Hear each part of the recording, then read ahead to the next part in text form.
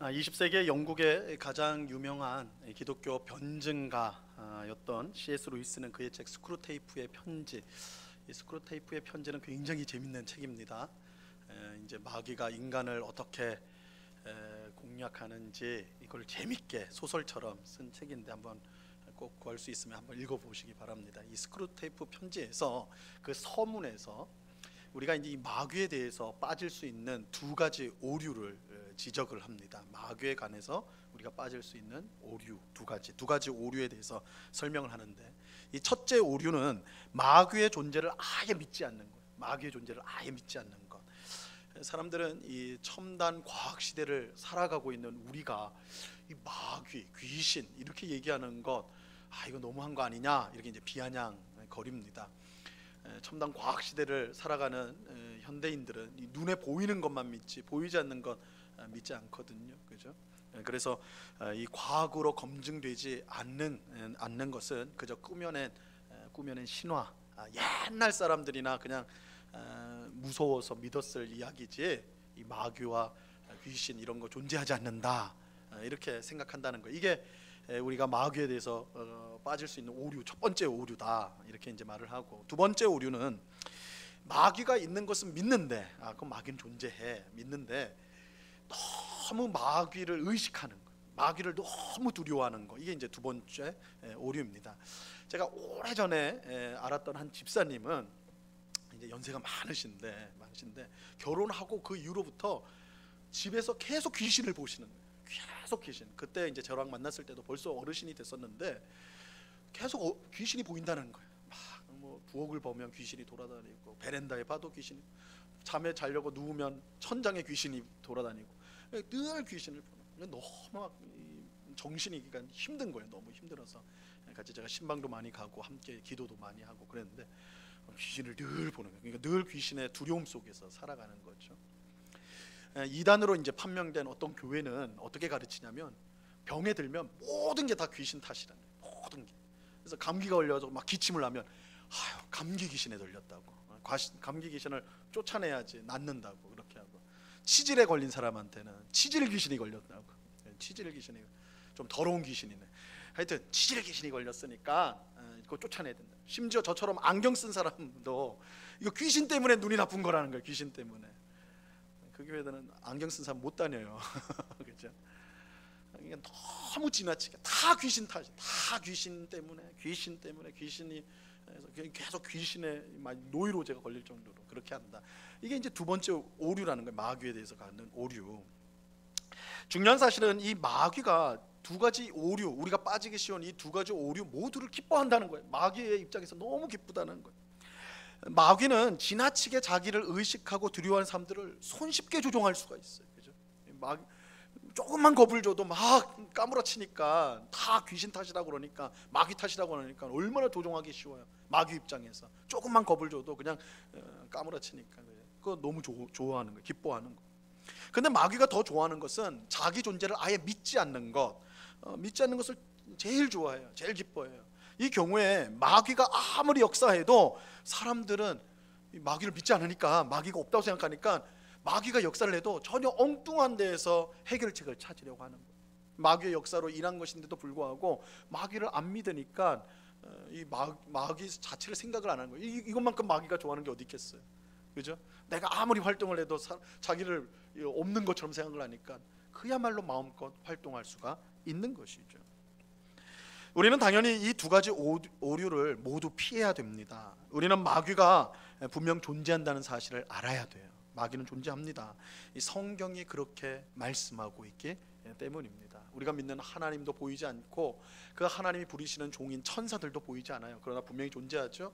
마찬가지로 하나님과 그의 성도들을 대적하는 마귀도 분명히 존재합니다. 우린 그걸 알아야 됩니다. 또 그렇지만 그렇다고 존재한다고 해서 너무 두려워할 필요는 없어요. 너무 겁낼 필요는 없다는 것입니다. 그것은 마귀만 기쁘게 할 뿐이라는 것이죠. 자, 그렇다면 우리는 어떻게 해야 될까? 이 마귀에 대해서 어떻게 해야 될까? 이것이 오늘 우리가 읽은 본문이 다루고 있는 문제입니다. 자, 사도 바울은 이제 에베소 교회에 보내는 편지, 우리가 지금 에베소서를 주일마다 살펴보고 있는데, 이 이제 마지막 부분에 이르게 되었습니다. 그는 편지의 마지막 부분에서 성도가 이 마귀를 어떻게 대할지, 마귀의 공격을 어떻게 맞설지에 대해서 가르쳐 주고 있습니다. 이 내용을 편지 맨 마지막에 썼다라는 것은 그 내용이 그만큼 중요하기 때문입니다. 자, 오늘 본문을 통해서 우리가 마귀를 어떻게 대해야 될지, 마귀의 공격을 어떻게 물리쳐야 될지를 함께 보고자 합니다. 오늘 본문 10절 말씀을 보시기 바랍니다. 오늘 본문 10절 다 같이 한번 읽습니다. 시작. 끝으로 너희가 주 안에서와 그 힘의 능력으로 강건하여지고. 자, 10절은 끝으로라는 말씀으로 시작을 하고 있어요. 끝으로. 이 편지의 마지막이라는 거예요. 이제 내가 쓰는 말 이제 마지막으로 내가 이 말을 쓴다. 하지만 이 마지막이라고 해서 그냥 설렁설렁 넘기면 안 돼요. 이제 끝이구나 이렇게 해서 설렁설렁 넘기면 안 되고, 앞에서 말씀드린 것처럼 이 내용을 마지막에 배치했다는 것은 그만큼 중요한 내용이기 때문이다. 우리는 그렇게 생각하고 이 말씀에 주목을 해야 됩니다. 바울은 너희가 주 안에서와 그 힘의 능력으로 강해지라 이렇게 명령을 하고 있습니다. 오늘 본문 말씀은 명령이에요. 강해져야 된다. 강해라 이렇게 말하고 있습니다. 여러분, 우리는 강해져야 됩니다. 강한 성도가 되어야 합니다. 왜냐하면 마귀가 우리를 무너뜨리려고 우는 사자처럼 돌아다니기 때문입니다. 우는 사자가 언제 울어요? 배고프면 울어요. 그래서 배고픈 사자는 무섭습니다. 뭐든지 잡고 찢고 그래서 먹어버리죠. 이 우는 사자예요. 근데 마치 마귀가 이 우는 사자처럼 그렇게 삼킬 성도를 찾아 돌아다닌다라는 거예요. 무시무시하죠. 베드로전서 5장 8절 말씀입니다. 같이 읽어보죠. 시작. 근신하라 깨어라 너희 대적 마귀가 우는 사자같이 두루 다니며 삼킬 자를 찾나니. 우리는 성도의 삶이요 푸른 초장 쉴만한 쉴만한 물가와 같은 곳이기보다는 피비린내가 진동하는 전쟁터에 가깝다는 사실을 기억해야 됩니다. 여러분, 우리가 물론 살다 보면 하나님이 그렇게 푸른 초장 쉴만한 물가 참 마음이 편하고 뭐든 기쁘고 이러한 상황 가운데, 형편 가운데 있을 때가 있어요. 물론 있어요. 그러나 전체적으로 보면 우리가 대부분의 삶을 사는 곳은 그런 푸른 초장이 아니라 피비린내가 진동하는 전쟁터일 때가 많다라는 것입니다. 지금도 마귀는요 할 수만 있다면 하나님의 택한 성도조차도 넘어뜨리려고 혈안이 되어 있습니다. 이런 상황에서 우리가 맨날 교회에 모여서 내게 강 같은 평화만 노래하면 안 된다고요. 물론 그 노래도 해야 되겠지만 좋은 노래죠. 내게 강 같은 평화 넘치네, 이 노래를 우리가 불러야 되겠지만 그것만 하고 있어서는 안 된다. 우리의 삶이 늘 편하고 강 같은 평화가 넘치는 건 아니에요. 막 전쟁터같이 치열한 마귀와의 전투가 있는 것이 우리 성도의 삶이기 때문입니다. 우리는 마귀의 공격을 대비하고 그것을 이길 수 있도록 강해져야 돼요. 강해져야 된다. 그래서 오늘 사도 바울은 강해져라 이렇게 말하고 있어요. 하지만 우리는 어떻게 강해질 수 있을까요? 여러분, 우리는 어떻게 강해질 수 있을까요? 저 단곡 사거리에 보니까 복싱 클럽이 있던데 한번 복싱 클럽에 다 등록을 할까요? 우리 은곡교회 단체 등록할 테니까 한 10% DC를 해달라고 좀 부탁 좀 드려볼까요? 그래서 다 다이어트 하러 가는 분들 혹시 있을지 모르겠지만 이 복싱 배우면 됩니까? 아니면 군대 다시 들어가 가지고 총 쏘는 거 다시 한번 배워볼까요? 아무 소용없는 짓이에요. 이것들은 아무 소용이 없어요. 왜냐하면 우리가 싸워야 하는 대상은 주먹이나 혹은 총칼로 제압할 수 있는 그런 세력이 아니기 때문에, 우리가 싸우는 마귀는 그런 존재가 아니기 때문에 그래요. 오늘 보면 12절에서는 우리가 싸워야 될 대상이 누구인지를 우리에게 가르쳐주고 있습니다. 12절 말씀 다 같이 읽습니다. 시작. 우리의 씨름은 혈과 육을 상대하는 것이 아니요 통치자들과 권세들과 이 어둠의 세상 주관자들과 하늘에 있는 악의 영들을 상대함이라. 우리가 싸워야 될 적은 혈과 육을 가진 사람이 아니에요. 사람이 우리의 상대라면 그렇죠, 복싱 클럽에 가도 되죠, 군대 가서 총을 연습해도 되죠. 그럼 물리칠 수 있을 거예요. 근데 혈과 육을 가진 사람이 아닙니다. 그러니까 이 세상의 힘이나 무기는 아무 소용이 없어요. 우리가 싸워야 될 적은 통치자들과 권세들, 이 어둠의 세상 주관자들, 하늘에 있는 악의 영들이다 이렇게 말씀하고 있습니다. 바울은 우리가 싸워야 될 적, 이 마귀를요, 네 가지 이름으로 제시를 하고 있어요. 근데 이 네 가지 이름을 제시하는데 실제로는 마귀 혹은 사탄을 따르는 그 졸개들, 그러니까 마귀와 그 졸개들을 뜻하는 거예요. 다만 이 네 가지 이름으로 제시하는 이유는 그들의 힘과 그들의 그 힘이 발휘되는 영향력이, 악영향이 얼마나 큰지 그것을 나타내기 위해서 이렇게 다양한 이름으로 제시를 한 것입니다. 먼저 통치자들과 권세들, 이 통치자들과 권세들은 바울이 마귀를 가리킬 때 자주 쓰는 명칭이에요. 그래서 우리 에베소서에서 이미 본 것처럼 1장 21절과 3장 10절에도 보면 이 통치자들과 권세자들이란 말이 나와요. 이 마귀를 지칭하는 것입니다. 이 통치자들과 권세자들이라는 이름은 이 마귀가 가진 힘이 그만큼 크다라는 거예요. 이름 자체가 통치자들이고 권세들이에요. 힘이 있다는 거예요. 마귀는 힘이 있어요. 그죠? 강력한 힘이 있다는 거예요. 또 어둠의 세상 주관자들이라는 이 이름은 마귀의 힘이 온 세상에 영향을 미친다. 그죠? 세상의 주관자예요. 세상의 주관자. 그러니까 어느 한쪽에서만 이렇게 하는 게 아니에요. 온 세상을 어둡게, 죄의 어둠으로 어둡게 만들어 버리는, 그의 영향력이 전 세계를 뒤엎는 그런 광범한 영향을 끼치는 존재가 마귀다. 마귀다. 이 이름이 그걸 보여주는 거예요. 마지막으로 하늘에 있는 악한 영들이다라는 이 이름은 마귀가 영적인 존재, 영이다, 영적인 존재, 우리처럼 혈과 육으로 된 존재가 아니라 영적인 존재다라는 것이고, 하늘에 속한 초월적인 존재라는 거예요. 초월적인 존재. 당연히 이런 마귀는 사람의 힘이나 능력으로 이길 수가 없습니다. 사람의 힘으로는 안 되는 거예요. 자, 그렇다면 우리가 마귀를 물리치기 위해 어떻게 강해질 수가 있을까요? 바울은 너희가 주 안에서와 그 힘의 능력으로 강해진다 이렇게 말하고 있어요. 주 안에서와 그의 능력으로, 힘의 능력으로 강해진다는 거예요. 쉽게 말하면 성도는 오직 주님 안에서 그의 능력, 주님의 능력으로 강해질 수가 있습니다. 여러분, 우리의 힘이나 능력으로 마귀를 이길 수가 없어요. 하지만 우리와 함께 하시는 예수님의 능력으로 우리는 마귀를 물리칠 수가 있습니다. 사도행전 16장에 보면 바울이 빌립보 지역에 가서 복음을 전하는데 이 귀신 들린 점치는 여인이요, 바울을 계속 뒤쫓아오면서 방해를 놔요. 근데 바울이 참다 하다 못하다가 그 여종의 귀신을 쫓아냅니다. 사도행전 16장 18절 말씀입니다. 잘 들어보세요. 이같이 여러 날을 하는지라 바울이 심히 괴로워하여 돌이켜 그 귀신에게 이르되 예수 그리스도의 이름으로 내가 내게 명하노니 그에게서 나오라 하니 귀신이 즉시 나오니라. 바울이 귀신에게 나오라, 그죠? 나오라. 근데 어떻게 무슨 이름으로요? 예수 그리스도의 이름으로. 그죠? 바울의 이름이 아니에요. 바울의 능력이 아니에요. 예수 그리스도의 이름으로 나오라 하니 귀신이 즉시 나오니라. 성도가 강해지는 것은 어떤 신비한 힘이나 능력을 받아서 그렇게 되는 게 아니에요. 우리가 기도할 때 하나님 힘을 주십시오. 마귀를 이길 힘을 주십시오.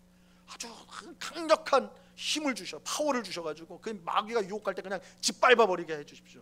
아니에요. 우리에게 그런 힘이 주어지는 건 아니에요. 우리는 언제나 연약해요. 하지만 우리 안에 계신 주님의 힘과 능력으로 우리가 강해지는 거예요. 어떤 아이가요, 길에서 깡패를 만났어요. 지금도 길에 깡패가 많은지 모르겠어요. 저희가 어릴 때는 깡패가 많았어요. 동네 형들이, 불량한 형들이 길 지나가면 야 일로 와 그러면 그거 가면 돈 다 뺏기는 거예요. 그죠? 아이가 길을 가다 깡패를 만나가지고 너 얼마 있어? 10원에 한 대 막 이래가지고 다 뺏겼어. 돈 다 뺏겼어. 아이가 얼마나 억울하겠어요. 그죠? 집에 펑펑 울면서 왔어요. 펑펑 울면서. 근데 이 아이가 그냥 펑펑 울고 마친 게 아니에요. 아빠를 찾았어요. 아빠 딱 손잡고는 깡패한테 가는 거예요. 아빠를 데리고 갔어요. 근데 이 아이의 아빠가 누구냐? 이 아이의 아빠가 누구냐? 세계 태권도 챔피언이었어요. 제가 지어내서 하는 얘기니까 너무 심각하게 듣지 마세요. 그게 누굴까? 제가 지은 얘기예요. 어쨌든 아이가 자기 아빠 데려갔는데 아빠가 세계 태권도 챔피언이었어요. 그 깡패들 어떻게 됐겠어요? 어떻게 됐겠어요? 들리는 소문에 의하면 아직도 병원에서 못 나왔대요. 뭐 세계 챔피언이, 뭐 태권도 챔피언이, 뭐 깡패, 동네 깡패들이 이게 적수가 되겠어요, 그죠? 완전히 이제 박살이 났겠죠. 여러분, 아이가 깡패를 자신 있게 찾아간 이유가 뭐예요? 그렇게 얻어 막 터지고 돈 다 뺏기고 집에 갔다가 곧바로 나왔단 말이야, 그죠? 어떻게 아이가 그런 용기가 생겼죠? 막 갑자기 싸움할 능력, 힘이 생겨가지고 그랬던 건가요? 뭐예요?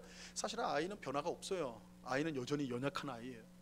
힘이 없는 아이예요. 다시 만나면 또 터질 수밖에 없어요. 근데 변화된 게 뭐예요? 이 아이에게는 아빠가 있었어요. 어떤 아빠요? 세계 태권도 챔피언 아빠가 있었어요. 아이에게 변화된 건 그거예요. 세계 태권도 챔피언인 아빠와 함께 하니까 아이가 두려울 게 없는 거예요. 두려울 게 없는 거예요. 그 어떤 깡패가 앞에 있더라도 아빠와 함께 하면 이 아이는 무서울 게 없어요. 이 아이는 두려워할 필요가 없어요. 아빠가 지켜줄 것이기 때문에, 아빠가 이기게 하기 때문에. 성도가 강해지는 것은 스스로 강한 힘을 길러서가 아니라 강하신 주님과 함께하는 것을 통해서입니다. 여러분, 우리가 마귀를 이길 가능성은요 언제나 제로예요. 우리가 마귀를 이길 수 없어요. 마귀는 그의 이름들에서 알 수 있는 것처럼 강력한 힘을 가진 통치자들과 권세자들이고, 온 세상을 죄로 어둡게 만드는 세상의 주권자들이고, 우리 손에 잡히지 않는 하늘에 있는 초월적인 영들이에요. 이 사람의 힘으로 안 돼요. 어떤 무기를 가져와도 마귀를 이길 수 없습니다. 우리가 마귀를 이길 수 있는 유일한 방법은 마귀보다 더 강한 힘을 가진 주님과 함께하는 거예요. 주님이 우리와 함께할 때 우리는 마귀를 이길 수가 있습니다. 자, 그렇다면 좀 더 구체적으로 마귀는 우리를 어떻게 공격하고 우리는 그 공격을 어떻게 물리칠 수 있을까요? 자, 오늘 본문 11절 말씀을 보시기 바랍니다. 11절 다 같이 읽습니다. 시작. 마귀의 관계를 능히 대적하기 위하여 하나님의 전신갑주를 입으라. 마귀의 관계를 대적하기 위해서 하나님의 전신갑주를 입으라, 이렇게 말씀합니다. 여기서 이 마귀의 관계, 이 관계라는 말 우리가 보통 쓰지 않는 말인데, 이 관계는 그 군대 사령관, 전쟁을 앞둔 사령관 있잖아요. 지휘관이 승리를 위해서 작전을 세우는 거, 전략을 세우는 게 이 관계입니다. 이 관계. 여러분, 전쟁에 나가는 사령관이 막 군대를 이끌고 이제 맞은편에서 적들이 있어요. 이제 전쟁을 싸워야 된단 말이에요. 이럴 때 사령관이 아무 생각 없이 야, 돌격 앞으로. 그래서 이기면 잘 된 거고 지면 어쩔 수 없는 거다. 이러면 안 되죠. 그런 지휘관이 있으면 큰일 나는 거예요, 그죠? 막 머리를 짜가지고 우리 편을 어디로 보내고 뭐 복병을 세우고 뭐 이렇게 아주 친밀한 작전을 세울 거란 말이에요. 그 당연한 거예요, 그죠? 이 마귀의 관계라는 게 그런 뜻이에요. 여러분, 마귀가 우리를 공격할 때에 그냥 어영부영 그냥 되는 대로 공격하지 않아요. 마귀의 관계, 마귀는 아주 치밀하게 우리를 넘어뜨리기 위해서, 우리의 믿음을 무너뜨리기 위해서 아주 치밀하게, 아주 교묘하게 계획을 세우고 우리에게 온다라는 거예요. 여러분, 마귀의 공격을 우습게 생각하면 안 돼요. 마귀 오면 그냥 예수님의 이름으로 물러가라 이러면 되는 거 아닙니까? 성경에 보니까 다 그렇게 하던데, 그렇게 순진하게 생각하시면 안 돼요. 마귀는 우리가 생각하는 것보다 훨씬 똑똑하고 치밀해요. 훨씬 똑똑하고 치밀합니다. 우리는, 여러분, 마귀가 어떻게 생겼을까요? 여러분, 마귀 어떻게 생겼어요? 마귀가 보통 그렇게 생각을 해요. 마귀는 머리에 뿔이 두 개 다 이렇게 뿔이 올라와 있고, 손에는 뭘 들고 있어요? 포크, 삼지창, 그죠? 다 포크 들고 있고, 꼬리가 있어가지고 꼬리, 삼각 꼬리 이렇게 딱 붙어 있고, 보통 그렇게 사탄이나 마귀를 생각을 한단 말이에요. 동양적으로 생각하면 머리를 길게 늘어뜨려가지고 앞이 안 보이고 늘어뜨리고 하얀 소복을 입고, 그 처녀 귀신처럼, 그 우리 귀신이나 마귀 하면 딱 그런 모습을 생각을 한단 말이에요. 형태를 생각해요. 근데 그것은 성경이 말하는 마귀의 모습과는 전혀 달라요. 성경이 말씀하는 모습과는 전혀 다릅니다. 성경에서 마귀는 무섭거나 흉측한 모습을 가지고 있지 않아요. 오히려 가장 빛나고 거룩한 천사의 모습과 비슷해요. 천사와 비슷합니다. 고린도후서 11장 14절 말씀입니다. 이것은 이상한 일이 아니니라 사탄도 자기를 광명의 천사로 가장하나니. 사탄이 광명의 천사, 광명의 뭐예요? 빛이요, 빛. 빛의 천사로 가장 변장한다는 거예요. 변장한다. 우리가 그림을 보면 사탄 그린 거 천사 그린 거 보면 천사 뒤에 뭐가 있어요? 항상 빛이 있잖아요. 빛이, 후광이 있잖아요. 예수님도 그렇지만 천사들은 후광이 있어요. 항상 하얗게 막 빛난단 말이에요. 근데 그거는 마귀도 그런 모습이라는 거예요. 지금 마귀가 광명의 천사와 같이 변장한다. 마귀도 그래요. 마귀는 막 껌물 치다 해가지고 막 누가 봐도 저건 마귀구나. 아니요. 우리는 구별할 수가 없어요. 이게 천사인지 마귀인지. 마귀가 천사처럼 똑같이 변장을 하고 나타나니까요. 예수님은 마귀를 거짓말장이요 거짓의 아비라고 말을 해요. 기가 막히게 거짓말해요. 아주 교묘하게 말을 해요. 그래서 우리의 믿음 무너뜨리는 거예요. 무너뜨려요. 에덴 동산에서 마귀가 첫사람 아담과 하와에게 어떻게 말했습니까? 하나님께서 동산에 있는 모든 나무의 열매를 먹지 말라 하였느냐? 이렇게 말했어요. 이 동산에 있는 모든 나무의 열매를 너희 보고 먹지 말라더냐? 하나님이 그렇게 말했느냐? 그렇게 물었어요. 여러분, 이 말이요 참 교묘한 말이에요. 왜냐하면 하나님은 사실 에덴 동산에 있는 모든 나무의 열매를 너희가 먹되 동산 중앙에 있는 선악을 알게 하는 나무의 열매, 선악과만 먹지 마라, 이렇게 말씀하셨어요. 하나님은 관대하신 분이에요. 다 주셨어요. 야, 너 여기 에덴 동산에 있는 낙원에 있는 거 다 먹어. 다 너희 거야. 다만 내가 창조주이고 너가 피조물이라는 그 표식을 하는 선악과만 먹지 마, 이렇게 말씀하셨거든요. 마귀가 그걸 알고 뒤집는 거예요. 뭐라고 뒤집어요? 하나님께서 이 동산에 있는 모든 과일을 먹지 말라더냐. 하나님을 편협하고 옹졸한 분으로 만드는 거예요. 하나님을 아주 편협하고 옹졸한 분으로 만들어버리는 거예요. 그 의심하도록 만들어요. 마귀는 여기에 그치지 않고 결정적인 거짓말로 아담과 하와를 무너뜨려요. 하와는 하나님께서 선악과를 먹으면 너희는 죽는다 그랬다고 말했다. 하나님은 우리 이거 먹으면 죽는다고 그랬다, 이렇게 말을 하니까 마귀가 즉각 뭐라고 하냐면 너희가 결코 죽지 않는다. 이건 거짓말이에요. 너희는 결코 죽지 않는다. 너희가 그것을 먹으면, 선악과를 먹으면 너희도 하나님처럼 될까봐 그 옹졸하고 편협한 하나님이 그거 먹지 말라고 한 거야. 너희가 그거 먹으면 너희도 하나님처럼 돼. 그러면 하나님 싫을 거 아니야. 그래서 먹지 말라고 한 거야. 하나님 편협하고 옹졸한 사람이야. 옹졸한 분이야. 먹어. 그렇죠? 먹어. 그렇게 한. 이건 명백한 거짓말이에요. 명백한 거짓말. 하지만 아담과 하와는 이미 마귀의 교묘한 말과 교묘한 질문과 그 거짓말로 하나님을 향한 믿음이 무너져 버린 거예요. 무너졌어요. 그래서 어떻게 해요? 선악을 알게 하는 나무의 열매 먹어버리죠. 그래서 죄를 짓잖아요. 마귀는 처음부터 아담과 하와에게 선악과를 먹으라 하지 않았어요. 야, 너 선악과 먹어. 그럼 아담과 하와는 안 먹거든요. 하나님 먹지 말라고 그랬으니까. 마귀가 그렇게 멍청하지 않아요. 마귀는 아주 교묘한 말로 하나님을 먼저 옹졸하고 편협한 분으로 의심하도록 마음을 이렇게, 야, 동산에 이렇게 뭐 열매가 많은데 먹지 말라고 그랬다고? 사실이 아닌데 그걸 비꼬는 거예요. 그죠? 그 다음에 거짓말을 딱 결정적으로 덧붙여서 죄를 짓게 만들어요. 죄를 짓게 만들어요. 이 마귀의 교묘함이에요. 그런데 마귀는 둘째 아담으로 오신 예수님에게도 똑같이 접근을 하였습니다.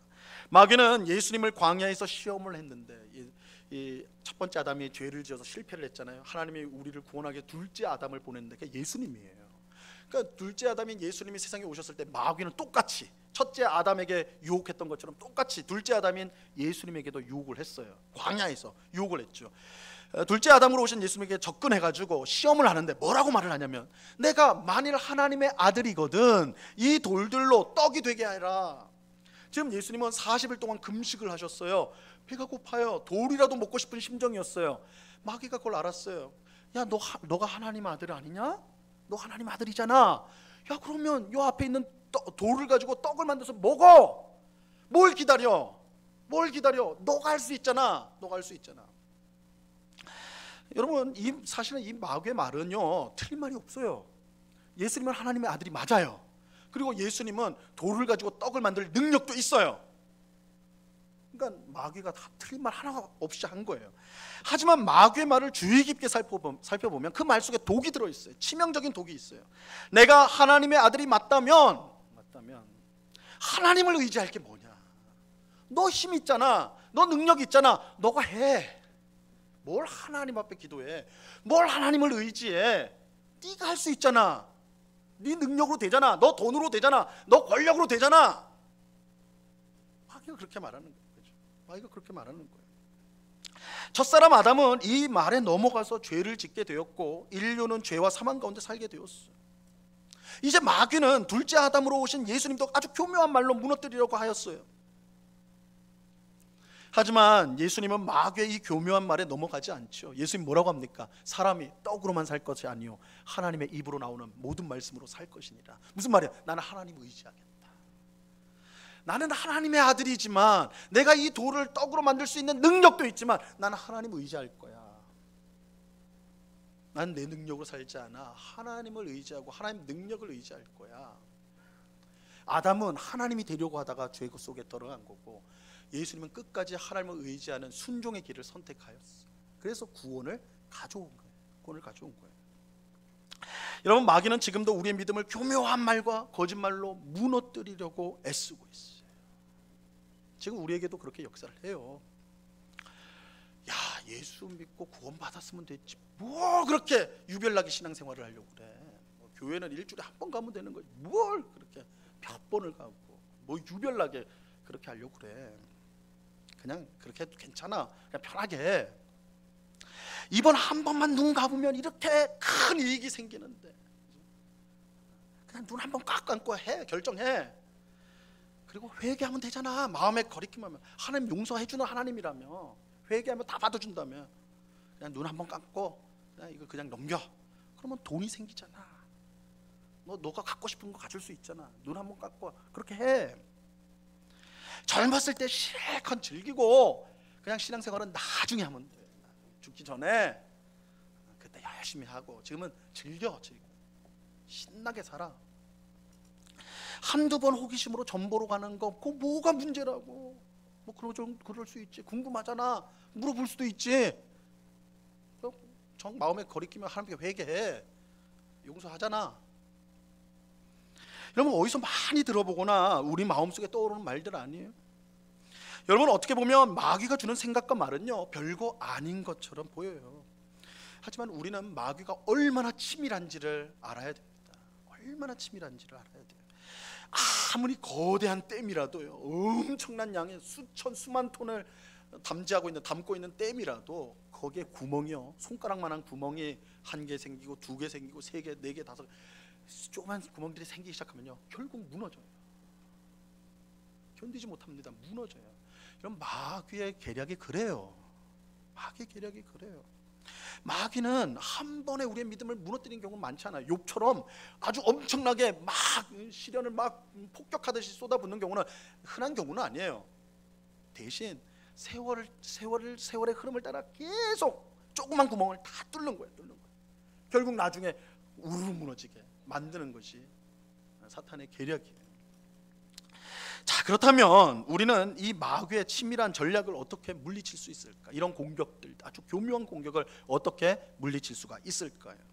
바울은 마귀의 관계를 대적하기 위해 하나님의 전신갑주를 입으라고 우리에게 말씀하고 있습니다. 명령하고 있어요. 이 하나님의 전신갑주를 입는 것이 얼마나 중요한지 사도 바울은 오늘 본문에서만 2번을 강조해요. 13절 말씀을 보세요. 13절 같이 읽습니다. 시작. 그러므로 하나님의 전신갑주를 취하라. 이는 악한 날에 너희가 능히 대적하고 모든 일을 행한 후에 서기 위함이라. 자, 11절에서는 하나님의 전신갑주를 입으라 그랬어요. 근데 13절에는 하나님의 전신갑주를 취하라. 좀 더 강하죠? 강조된 거예요. 취하라. 취하라. 이 말은 뭐예요? 우리 성도가 마귀를 물리치기 위해서 하나님의 전신갑주를 입는 이 일은 선택사항이 아니라 필수라는 거예요. 필수. 반드시 입어야 되고 반드시 취해야 되는 것이 하나님의 전신갑주라는 것입니다. 우리가 하나님의 전신갑주를 입어야만 악한 날에 우리의 믿음을 무너뜨리려는 이 마귀의 공격을 물리칠 수가 있고, 그 어떤 공격 앞에서도 흔들리지 않도록 그 앞에 서 있을 수가 있는 거예요. 앞에서 우리가 강해지는 길은 주님과 함께하는 것이라고 말씀을 드렸습니다. 근데 바울은 이 마귀를 물리치기 위해 하나님의 전신갑주를 입어야 된다라고 지금 말씀하고 있어요. 자, 이것은 주님과 함께하는 것과 하나님의 전신갑주를 입는 것이 다르지 않음을 뜻하는 거예요. 이 둘은 사실은 다른 말이 아니에요. 같은 측면을 다르게 표현한 것이지 본질상 같은 거예요. 하나님과 주님과 함께하는 것, 주님의 힘을 힘입는 것, 하나님의 전신갑주를 취하는 것, 이것은 사실은 같은 의미예요. 우리는 이제 다음 시간에 이 하나님의 전신갑주를 입는 것이 무슨 의미인지 그걸 구체적으로 살펴볼 것입니다. 이 전신갑주라는 것은 말 그대로 전신, 온 몸을 무장하는 것을 말하는 거예요. 전신갑주. 그래서 사도 바울은 몇 가지를 이제 말을 해주는데, 진리의 허리띠, 진리의 허리띠, 의의 호심경, 호심경이란 말은 가슴 마귀를 말하는 거예요. 가슴을 보호하는 거. 그리고 평안의 복음이 준비한 신발, 그리고 믿음의 방패, 구원의 투구, 헬멧이요, 구원의 투구, 그리고 성령의 검. 이것이 성도가 가지고 있어야 될, 취해야 될 이 하나님의 전신갑주다, 이렇게 말하고 있습니다. 자, 이것들을 구체적으로 하나하나씩 우리가 이제 다음 시간에 살펴보게 될 것입니다. 다만 이제 지금은 우리가 이 마귀를 대적할 때에 꼭 기억해야 될 중요한 세 가지 사실을 말씀을 드리고 마치도록 하겠습니다. 세 가지 사실을 우리가 기억을 해야 되는데, 첫째는 이 마귀의 공격은요, 앞으로 점점 더 강해질 거라는 거예요. 마귀의 공격은 앞으로 점점 더 강해질 것이다. 예수님은 마귀의 공격이 마지막 때로 갈수록 점점 더 심각해질 거라고 분명히 말씀하셨어요. 얼마나 심각해지냐면, 할 수만 있다면 하나님이 택한 성도조차도 미혹당할 정도로 그렇게 극심할 것이다 말씀하셨어요.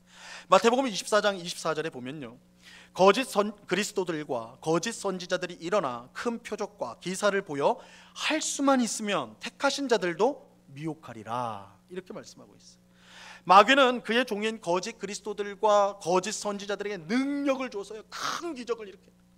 여러분, 어떤 교회에서 큰 기적이 일어난다고, 어떤 교회에서 어떤 대단한 일이 일어난다고, 선지자가 나타났다고 믿지 마세요.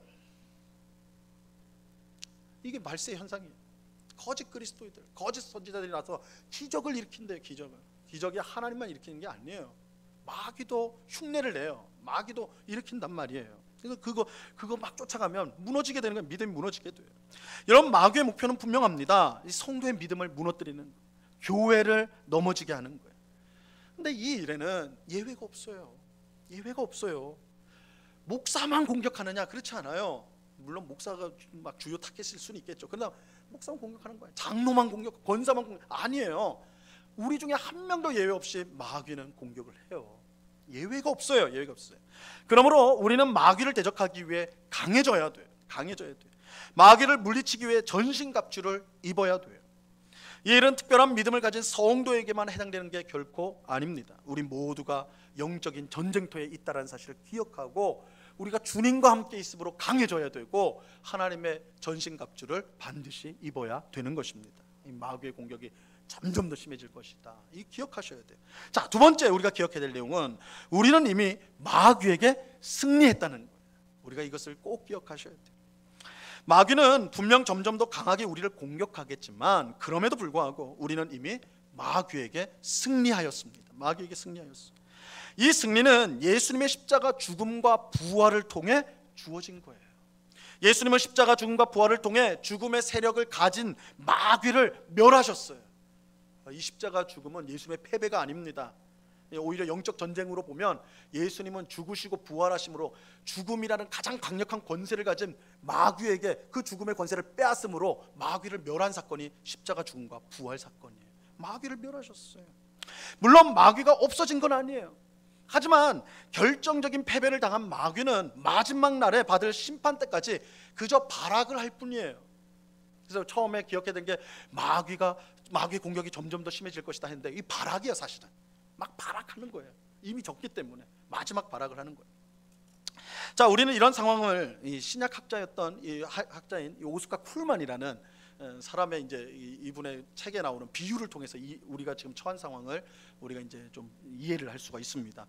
여러분, 세계 2차 대전에서 이 미국과 영국 연합군과 독일이 이제 싸웠잖아요. 그런데 이 미국과 영국의 연합군이 결정적인 승리를 이제 얻을 수 있었던, 결정적인 승리를 가지게 됐던 그런 사건이 있어요. 그는 1944년 6월 6일에 있었던 노르망디 상륙작전이에요. 노르망디 상륙작전. 어렸을 때 한번 들어보신 것 같죠? 어떤 추억, 좀 기억이 떠오르는지 모르겠어요. 1944년 6월 6일에 있었던 노르망디 상륙작전에 연합군이 성공함으로, 미국과 이 영국, 프랑스 이런 연합군의 이 작전의 승리로 말미암아 그때 독일군은 결정적인 패배를 당하게 됩니다. 완전히 전세가 완전히 기울어져 버린 거예요. 연합군으로 기울어졌어요. 하지만 그렇다고 독일군이요 바로 그때 항복한 건 아니었어요. 항복한 건 아니었어요. 독일군이 완전히 항복한 것은 그 뒤로 약 1년 뒤인 1945년 5월 8일이었어요. 5월 8일. 이때 항복을 선언을 합니다. 그리고 한 석 달 후에 1945년 8월 15일 날 우리는 일본이 패전하고 그래서 광복을 맞게 되죠. 이게 다 세계사적으로는 연결되어집니다. 어쨌든 1945년 5월 8일에 독일은 항복을 해요. 그때 완전히 이제 전쟁에서 지게 됩니다. 근데 이 1년 동안 노르망디 상륙작전이 있었던 1944년 6월 6일부터 1945년 5월 8일 이 1년, 약 1년의 세월 동안은 어떤 일이 있었냐? 연합군은 이미 승리를 거뒀어요. 결정적인 승기를 잡았다고요. 그러나 여전히 그 독일의 패잔병들이라고 할 수 있죠. 그들의 발악하는 그들과 싸워야 됐다. 1년 동안은 그들을 계속 몰아내는 그 전쟁을 아주 치열하게 해야 했던 것입니다. 성도가 지금 마귀와 싸우는 게 딱 이런 상황이에요. 이런 상황이에요. 예수님의 십자가 죽음과 부활로 결정적인 승리가 우리에게 주어졌지만 여전히 우리는 완전한 승리를 얻을 때까지 마귀와 싸워야 되는 거예요. 마귀와 싸워야 돼요. 분명한 싸움은 이 싸움의 결과는 이미 정해졌고 하나님과 성도가 이미 승리하였다라는 것입니다.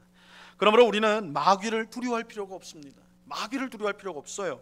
그들의 힘이 여전하고 기세가 등등하지만 결국 우리가 이길 것이기 때문입니다. 성도에게 승리는 이미 주어진 현실이에요. 주어진 거예요. 우리 성도는 마귀에게 이미 승리한 싸움을 싸우고 있다는 사실을 잊어서는 안 되는 것입니다. 자, 세 번째로 우리가 기억해야 될 사실. 그러므로 우리는 계속해서 마귀와 싸워야 된다는 거예요. 그러므로 우리는 계속해서 마귀와 싸워야 돼요. 우리는 마귀에게 결정적으로 이미 승리를 했어요. 하지만 최후 승리를 얻기까지 그 마귀의 패잔병들을 다 몰아낼 때까지 마귀와 계속 싸워야 되는 것입니다. 이것은 하나님께서 출애굽한 이스라엘 백성에게 가나안 땅을 주셨지만 이스라엘 백성들이 이 가나안 땅에 들어가서 가나안 민족들과 전쟁을 해야 했던 것과 같다라고 할 수가 있어요. 여러분, 하나님은 적과 꿀이 흐르는 가나안 땅을 이미 이스라엘 백성에게 주셨어요. 그들의 이미 가나안 땅을 차지했습니다. 그러나 그들이 실제로 그 땅을 다 자기 것으로 하기 위해서는 가나안에 있었던 7 족속과 전쟁을 해야 됐어요. 이 여호수아서의 내용이잖아요. 그렇죠? 이미 하나님은 그 땅을 주셨지만 그것을 실제로 누리기 위해서는 이스라엘 백성들은 가나안 민족들과 싸워야 되는 그 전쟁을 해야 했던 것입니다. 마찬가지로 하나님은 이미 마귀에게 승리를 거두셨습니다. 하지만 그 승리를 위해 싸워야 되는 것, 싸워야 되는 것은 우리 성도의 몫인 것입니다. 우리가 그 싸움을 해야 된다는 것. 우리가 하나님과 함께하며 그의 전신갑주로 무장하여 싸울 때에 우리는 반드시 승리를 경험하게 될 것입니다. 우리는 하나님이 주신 승리를 통해 하나님의 위대한 힘과 능력을 경험하고 우리를 향한 하나님의 놀라운 사랑을 깨닫게 될 것입니다. 하나님은 이 은혜와 영광을 주기 위해 마귀와 싸우도록 하시는 거예요. 우리는 승리를 얻기 위해 싸우는 것이 아니라, 잘 보세요. 우리가 싸우는 이 전쟁, 영적인 전쟁은 승리를 얻기 위해 싸우는 게 아니에요. 왜냐하면 승리는 이미 주어졌기 때문에. 우리의 싸움은요, 이미 얻은 승리를 통해서 하나님의 은혜와 영광을 누리기 위해 싸우는 거예요. 그러니까 승리는 이미 정해졌고 하나님의 영광과 그 은혜를 누리기 위해서 이 싸움에 우리는 참여하고 있는 것입니다. 오늘 예배하는 우리 모두가 주님 안에서 그의 능력으로 강해질 수 있기를 바랍니다. 이 명령이에요. 강해져야 됩니다. 강해져야 됩니다. 근데 우리의 능력으로 강해지는 게 아니에요. 주님과 함께하는 거예요. 주님과 함께할 때 우리는 강해요. 우리가 약해도 주님이 함께 하신다면 우리는 누구보다도 강한 존재입니다. 비록 원수 마귀는 우리를 넘어뜨리기 위해서 계속 공격해 오지만 승리는 이미 우리의 것이에요. 우리는 승리한 전쟁에서 싸움을 하도록 부름을 받은 복된 군사인 것입니다. 승리가 보장된 싸움을 하는 군사니까 얼마나 복된 군사예요. 그러므로 두려워하지 말고 담대한 마음으로 마귀와 싸워야 합니다. 마귀의 온갖 거짓과 공격을 믿음으로 우리는 맞서야 하는 것입니다. 그럴 때 우리는 주님의 위대한 승리를 함께 누리게 될 것입니다. 오늘 예배하는 우리 모두에게 이 귀한 은혜가, 이 귀한 승리가 주어지기를 우리 주님의 이름으로 간절히 축원합니다. 기도하겠습니다. 하나님 아버지, 감사합니다. 마지막 때에 갈수록 마귀의 공격, 우리의 믿음을 무너뜨리기 위한 마귀의 공격이 극심해질 것이라 말씀합니다. 그러므로 우리는 강해져야 됩니다. 그러나 주님, 우리의 약한 우리가 어떻게 강해집니까? 강한 용사이신 주님과 함께할 때에 우리는 강하게 됩니다. 이 사실을 꼭 믿고 늘 말씀과 기도와 예배 가운데 주님과 동행하는, 주님과 함께하는 삶을 살아가는 우리가 되게 하여 주시옵소서. 우리는 연약할지라도 강한 주님이 우리와 함께할 때 우리는 강해지고, 우리는 가난할지라도 부유하신 하나님과 함께할 때 우리는 부해지는 줄로 믿습니다. 오직 하나님 안에서 강해지는 그의 능력을 힘입어 마귀를 물리치는 주의 백성들이 다 되게 하여 주시옵소서. 우리가 싸우는 이 싸움은 이미 승리가 보장된 싸움인 줄로 믿고 마귀를 두려워하지 않고 오히려 믿음으로 복음으로 마귀를 맞서 싸우며 승리를 선포하며 그 은혜를 누리며 살아가는 저희들이 다 될 수 있도록 주장하여 주시옵소서. 아버지 하나님, 마귀의 공격에 늘 넘어지는 우리가 있습니까? 다시금 오늘 말씀을 우리 마음속에 잘 새겨서 이 승리한 싸움이라는 것을 기억하고 오직 주의 능력으로 힘을 힘입어서 마귀를 물리치는 저희들이 다 될 수 있도록 은혜를 내리워 주시옵소서. 감사하오며 예수 그리스도 이름으로 기도드리옵나이다. 아멘.